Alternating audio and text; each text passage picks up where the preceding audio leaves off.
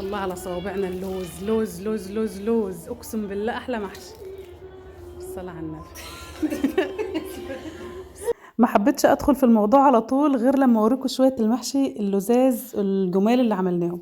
عندنا النهارده اللهم بارك كده اوردر افطار صائم 70 وجبه. هنعمل الاكل بتاعنا ما شاء الله اللهم بارك كده بطريقه سهله جدا، فلو عندك عزومه بقى تقدري تاخدي كام فكره من الحلقه بتاعتنا النهارده تعجبك وتستفادي بيهم. هنقول اللهم بارك وندخل على طول في المضمون. حطينا حله على النار وفيها ايه كوبايه كده من السمنه البلدي وكوبايتين من الزيت. معايا بتاع 3 كيلو من البصل فرمتهم في الكبة علشان خاطر بس اسهل عليا الموضوع، وشوحت البصل شوية مع السمنة والزيت، وبعد كده فرمت 10 فصوص توم كبار مع 4 حبات من الفلفل الاخضر يعني حامي شوية يعني. قلبت بقى الفلفل مع البصل والثوم شوية وهفضل معاهم لحد ما البصلة تتحمر. في نفس الوقت بقى اللي البصلة بتتحمر فيه هعصج اللحمة اللي هنستخدمها النهاردة في الوجبات بتاعتنا. انا معايا كيلو ونص من اللحمة زي ما انتم شايفين، طبعا اللحمة كانت متجمدة شوية، مفيش اي مشاكل خالص ان احنا نسيبها ايه على نار هادية كده تفك مع نفسها. تمام. اهم حاجة كده حطي لايك لو بتشوفينا الاول مرة، واشتركي في الصفحة بتاعتنا علشان خاطر يوصل لكم باذن الله اشعار بكل جديد هننزله. هبدأ بقى ان انا اقلب في اللحمه كده وافكها من وقت للتاني، وما شاء الله زي ما انتم شايفين البصله قربت تاخد لون.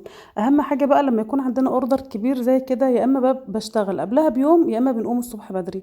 فانا النهارده بصراحه اشتغلنا بالليل علشان خاطر ننجز بس وقت ونسهل علينا المواضيع تاني يوم. فاول ما البصله اتحمرت، بصله المحشي انا بخليها تتحمر شويه تاخد لون بني. ضفت عليها طماطم ما شاء الله برضو متسبكه علشان خاطر بقى ايه ما تاخدش مننا وقت. وحطيت كميه كويسه من البصل يعني على الكيلو ونص من اللحمه المفرومه حطيت تقريبا كده كيلو الا ربع من البصل، برضو فرمناه في الكبه بالشكل ده. هقلب بقى اللحمه مع البصل شويه واستنى بقى ايه البصل يدبل قبل ما نضيف اي توابل واي بهارات. ما تضيفيش اي ملح خالص على اللحمه دلوقتي علشان خاطر تفك بس كويس من بعضها. ما شاء الله الصلصه شغاله وزي الفل، هنسيبها تتسبك كويس وبعد كده نطفي عليها النار.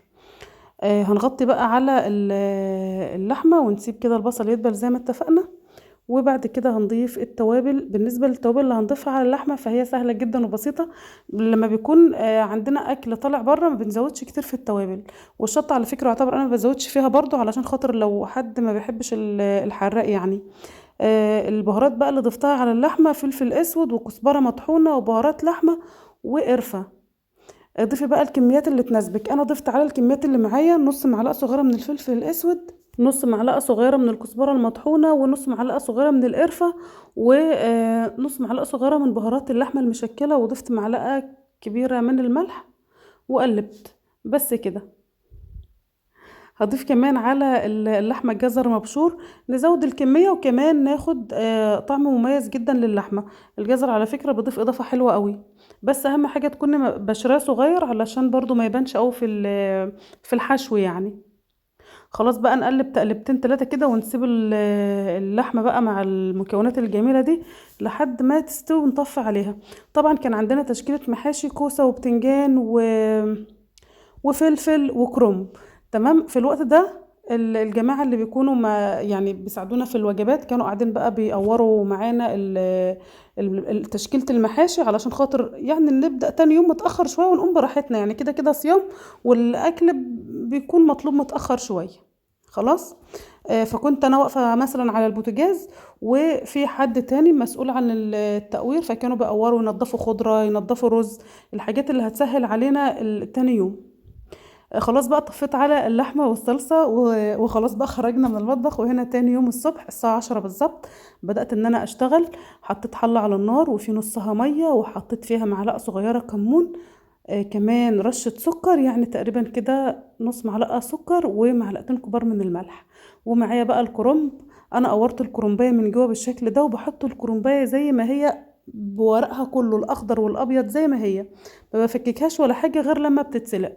وبحطها على الناحية اللي فيها العروق شوية يعني تقريبا كده 10 دقايق، وببدأ اقلبها الناحية التانية بسيبها بتاع 5 دقايق مش كتير بقى، لان كده كده احنا كل هدفنا ان العروق هي تستوي شوية، يعني الورق بيكون ايه رقيق فما بياخدش معانا وقت كتير. وهو اول ما البخار بقى السخن يدخل جوه الكرنبايه بالشكل ده الورق بيفضل بيبدأ يفك معاكي بقى بكل سهولة. بالنسبة لرشة السكر اللي احنا ضفناها على مية السلق والكمون فمهمين جدا. السكر كمان بيدي تسكيرة كده للمحشي، حتى لو يعني لو الكرنب ماسخ ما شاء الله بيخليه زي السكر. خلاص بقى، هنا ما شاء الله زي ما انتم شايفين، لو احتجت ان انا اقلب الكرنبايه تاني على الناحية اللي فيها العروق بقلبها، مفيش اي مشكلة. ما شاء الله كان معانا 3 كرنبات كبار، وكان معانا 7 كيلو بتنجان و7 كيلو كوسة، علشان خاطر بس انا بقول لكم علشان لو حد عايز يعمل كمية من الوجبات. دي تاني كرومبة. ال3 كرومبات كانوا معانا ما شاء الله كبار بالحجم ده كده، والوجبات ما شاء الله الوجبة طالعة كويسة قوي. خلاص سلقنا بقى الكرنب وغسلناه واحدة واحدة وسبناه يتصفى من المية، وكانوا الجماعة جم بدأوا ان هم يقطعوا فيه، فقلت بقى اسلق انا اللحمة. كان مطلوب لحمة بقى مع الوجبات. حطيت حله كبيره ما شاء الله زي ما انتم شايفين كده، عشان تاخد كل الكميه اللي انا هعملها، مش هفضل بقى ابهدل في مواعين وحله والتانية والتالتة، لا انا اجيب حله كبيره وانجز بقى فيها. حطيت فيها بصل وورق لورا وحبهان وقرنفل وشطه وفلفل اسود.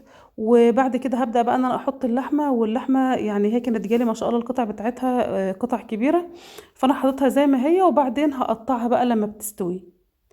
تمام. اهم حاجه بقى اللحمه هنا انا حطيت عليها رشه سكر، لانها ما شاء الله اخدت معايا وقت شويه في السوا. حطيت عليها رشه سكر، ما ضفتش الملح دلوقتي خالص خالص، مش هضيف الملح غير لما يعني قرب ما اللحمه تيجي تستوي، علشان خاطر ما نوقفش بقى السوا بتاعها وتقعد لنا لتاني يوم. فاول ما الميه غلت انا ههدي عليها النار، واسيبها برضه تستوي براحتها على نار هاديه كده، على ما نكون عملنا المحاشي وحشيناهم بقى وخلصنا، هتكون هي باذن الله استوت برضو يعني. يعني احنا ظابطين نفسنا باذن الله. كمان ما ننساش كده نضيف على اللحمة عيدان من القرفة، برضو بتظبط الطعم كده، المرقة واللحمة بيكون طعمها لذيذ. كده يعتبر كل التوابل اللي حطيناها صحيحة، بس هو الفلفل الاسود اللي حطيناه مطحون. بعد كده بقى جاهزين ان احنا نعمل خلطة المحشي. ما شاء الله كان الرز اتغسل واتصفى. احنا استخدمنا 8 كيلو من الرز. هنضيف بقى التوابل بتاعتنا: معلقة كبيرة كزبرة مطحونة، معلقة صغيرة من الكمون، معلقة صغيرة فلفل اسود، معلقتين كبار من بهارات المحشي ودي بنجيبها من عند اي عطار، و4 معالق كبار من الملح، وتقريبا كده على الكميه دي كوبايه من الزيت، علشان خاطر بقى الرز يفضل يلمع معانا كده ومفلفل جوه المحشي. نقلب بقى الخلطه التمام بتاعتنا، وقطعنا الورق وجاهزين ان احنا نحشي. في نفس الحله اللي انا عملت فيها الصلصه، انا فضيت جزء من الصلصه على الرز، والجزء التاني بقى ايه بنركنه على جنب، احتاجناه ما احتاجناهوش خلاص. هنبدأ بقى ان احنا نفرش فرشة كده من الورق الاخضر في ارضية الصينية، وبنبدأ نحشي بقى على طول الورق الابيض. وبالنسبة للمحشي بتاعنا بيكون رصة رايح ورصة راجع عكسها يعني بالشكل ده. هنا بقى انا هجهز الشوربة. انا اخدت كده شوية مرقة من بتاعة اللحمة، وضفت عليها كده نص كوباية من صلصة المحشي، وطبعا ملحتها. انا اخدت الملح بتاعها خارجي يعني، ما ضفتش انا في الوقت ده، ما كنتش لسه ضفت الملح على اللحمة. ضفت الملح هنا في الطبق، وضفت كمان رشة فلفل اسود، وعلى طول بقى هنبدأ ان احنا نسقي المحشي الخطير. يا دوب كده نخلي الرصة اللي على الوش زي ما انتم شايفين باينة كده. اهم حاجة بقى علشان خاطر المحشي يستوي معانا سوا مظبوط، و... ويكون يعني الحرارة بتاعته مكتومة جواه، ما تكونيش محتاجة ان انت تضيفي اي غطا تاني وما ياخدش منك وقت وتقلقي. غطي بقى بورق الكرنب الاخضر ده، والله العظيم يا جماعة بصوا حاجة تحفة جدا. غطي وحطي على النار، واول ما المحشي كده يغلي غلوتين 3 4 كده يعني بصوا ربع ساعة، هدي بقى النار، وكل شوية ضيري في الحلة قلبيها يعني. بعد كده خلاص هنحشي بقى او هنسوي الكوسة والفلفل والبتنجان. وزي ما عملت برضو في المحشي الكرنب، انا هغطي ده كمان بالورق. عايزين ننجز، عايزين نسوي الاكل بسرعة علشان خاطر نلحق نوصل الاكل في ميعادنا. كان هنا بقى في الوقت ده المحاشي كلها اتحشت واتحطت على البوتاجاز بفضل الله. وقلنا بقى اما نشتغل في الرقاق. الرقاق يا جماعة احنا بنسقيه في الشوربة السخنة. وكمان ما شاء الله اللحمة اللي احنا معصجناها من امبارح، طبعا التجهيزات دي بتوفر عليك وقت ومجهود، وبفضل الله الشغل عندنا بيكون بالسمنة البلدي، وعلى حسب على فكرة طلب العميل يعني. ممكن حد يقول لي اشتغلي بالسمنة البلدي لان عادي، وفي حد يقول لا تكلفتها هتكون عليا غالية فاشتغلي بالسمنة التانية، انا ما عنديش مشكلة يعني. ما علينا. خلاص هنا بقى خلصنا الرقاق. حطيت 8 يعني 4 رقات تحت، وطبقة اللحمة و4 رقات فوق، وعلى الوش كده شوية من السمنة البلدي وقطعناه وحطيناه في الفرن. واللحمة هنا كانت استوت. فما شاء الله نجهز لها بقى تتبيلة كده تمام. شرايح بصل، شرايح فلفل، شرايح طماطم، رشة فلفل اسود، رشة كزبرة، ورشة توابل لحمة. وطبعا ما نسيناش ان احنا نضيف معلقة من الملح. وهمسك بقى الخضار الجميل ده امرته بايديا كده. ننزل بقى العصارة ونجيب صينية كبيرة علشان خاطر نشتغل بقى براحتنا. والصينية دي هي اللي هنتبل بيها اللحمة. انا عايزة ادخل اللحمة الفرن، مش مجرد ان هي بس ايه تتحمر كده وخلاص، لا، انا حابة اديها نكهة مميزة، حابة اديها طعم اضافي بالخضار اللي حواليها ده، وحابة تقدمها بالخضار اللي معاها اللي يريحك. بس بصراحة هنا الشطة كانت حراقة شوية، فانا ما حبيتش ان انا اقدمها بالخضار علشان خاطر الوجبات دي كانت طالعه يعتبر اغلب العدد اطفال يعني. فحطيت بقى على الوش سمنه بلدي بالشكل ده، وهدخل الصواني دول الفرن بعد ما الرق يستوي. هنا خلاص ما شاء الله ولعنا بقى الفرن اللي هو الصاج الكبير علشان برضو ننجز وقت. بنجز بصراحة عن فرن البوتاجاز كتير. أول صاج رق كان خلص، وكمان التاني استوى، وحمرنا اللحمة وسوينا المحشي، وجاهزين بقى ان احنا نغرف طبقنا الجميلة. في الوقت ده بالظبط كانوا بيصلوا العصر. تمام يعني ما شاء الله اللهم بارك. على ما نغلف بقى الطباق، انا كان ميعادي المفروض الساعة 5، الساعة 5 كده كان كله جاهز. بصوا بقى الجمال بتاعنا. مفيش صابع محشي فك، مفيش صابع محشي الرز بتاعه خارج بره، ولا الرز معجون ولا المحشي معجون، بفضل الله الاكل تمام. هنا بقى كنا غرفنا الوجبات ما شاء الله اللهم بارك 70 وجبة.